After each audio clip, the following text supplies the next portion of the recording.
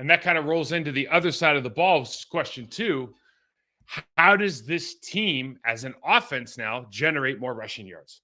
Right now, we're 27th in the league at 81 yards per game. Obviously, the number one answer here is get Aaron Jones healthy, get Aaron Jones involved. I think Aaron Jones solves a lot of these issues. We've seen at multiple times with AJ Dillon this year, and AJ is a friend of the show. I like AJ. I think that AJ's done a lot for this club, and I think that when you have both those guys complementing one another, it seems that he finds the feel of the game a little bit easier. He's also missed, when you look on tape, we've missed some holes, we've missed some opportunities for explosive plays, and the difference between 27th at 81 yards a carry and let's say 20th at maybe a tick over 100 yards a carry. The difference in those is like one explosive play. 1 5-yard gain turns into a 15-yard gain. 1 3-yard gain or 2 3-yard gains turn into 10-yard gains.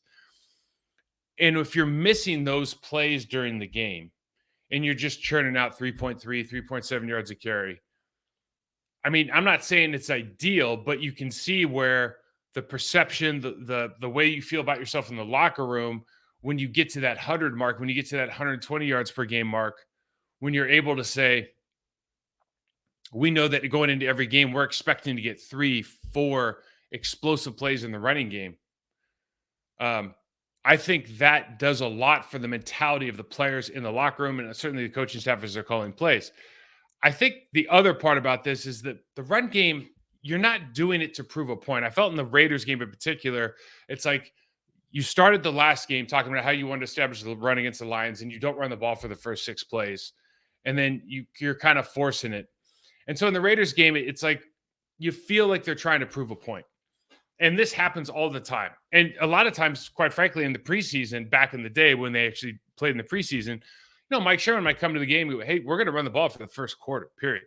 Like, we're going to run the ball for the first series. You're going to go down as far as you can, especially if you're struggling in practice. We're going to run the ball until you prove you can't. And so you go, if you're averaging 3.5, 4 yards a carry, it's not great, but you're going to get a first down every 3 carries. So you just keep going and going and going and going and going, and you kind of prove to yourself you can do it.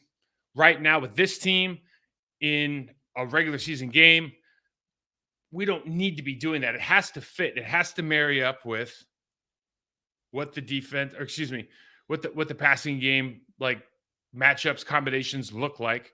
When you're building out your offensive game plan, I like to start with the run game, and you go, okay, this is how we're going to attack in the run game. These are the formations, these are the personnel groupings that we want to use.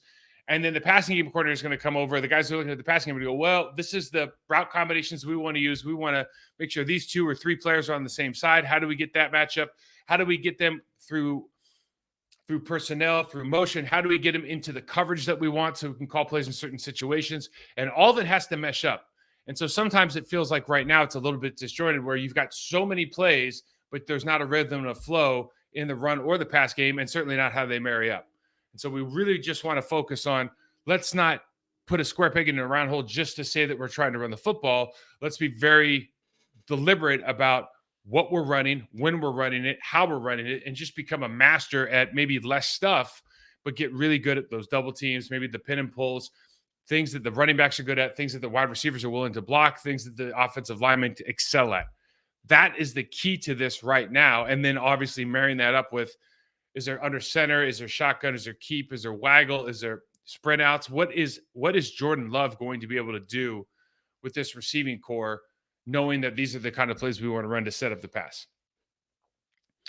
And the third part about this that is kind of a tough ask right now is you have young tight ends in the game. You have some injuries at the offensive line position.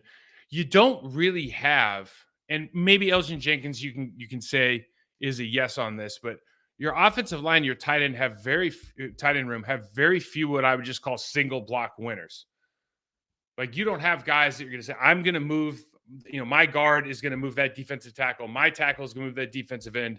My tight end is going to move that defensive end somewhere that he doesn't want to be. You don't have a lot of guys that can do that. I don't know that you have any guys that can do that. You don't have a Mercedes Lewis. You don't have a David Bakhtiari. Corey Linsley's not here anymore. Brian Bulaga is not here anymore. Josh Sitton's not here anymore. TJ Lang's not, you don't have those guys anymore. And so combination blocks, working on technique, making sure that communication is always right. So if they're running a stunt, you can make, the center can make a triple call and alert the backside guard to come with them so they can pick up a stunt. Like those kind of things are so critical to this game right now.